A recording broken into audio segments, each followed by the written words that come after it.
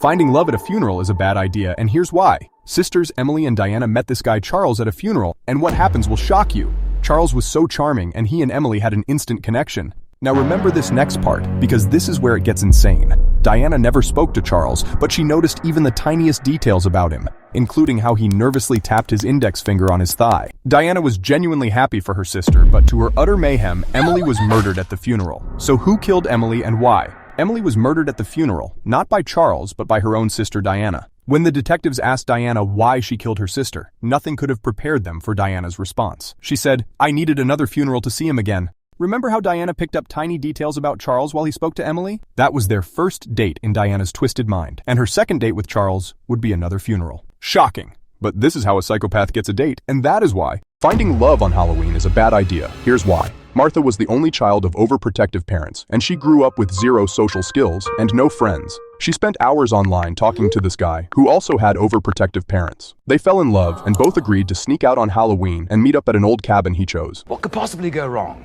She couldn't wait to meet her boyfriend, but when she got there, it was nothing like she thought. Martha quickly found that Halloween was a holiday of disguises and masks, as she had walked right into a trap. Her boyfriend was a 30-year-old weirdo living in his dead parents' basement. He lured her there and unalived her for occult rituals.